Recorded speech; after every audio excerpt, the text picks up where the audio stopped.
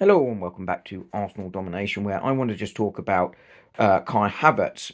David Ornstein yesterday discussed the fact that Kai Havertz could be back before the end of the season, and indeed the sort of videos put out by Arsenal and Kai Havertz on their various social media pages sort of show him back in like training, doing some running, and some other light football activity, which I think is really, really encouraging from his point of view, um, but not necessarily so vital from an Arsenal perspective.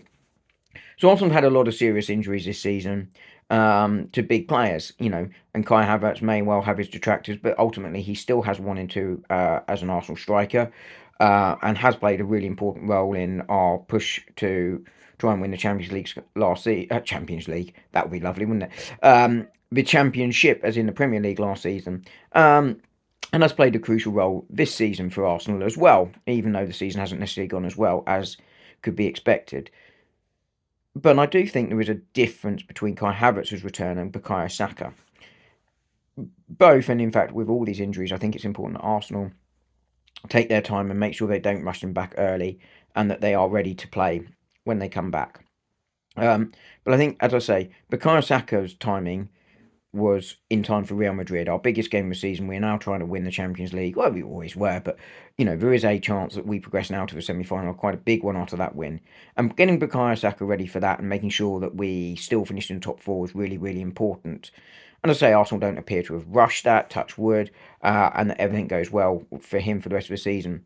But the time for Kai Havertz makes that slightly different and therefore slightly less important for Arsenal, albeit important for him, because I think he will have a crucial role as a squad player next season.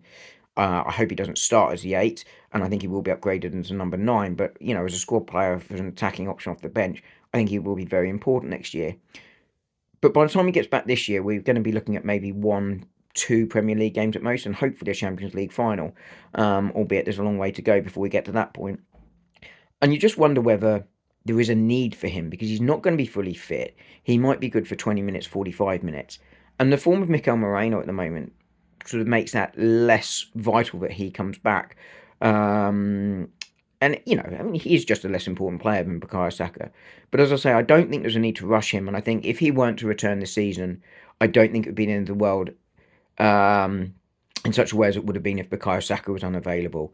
But overall, I think it is good news. It's good news that he's making good recovery and he will be back for pre-season. And I think that's really, really important.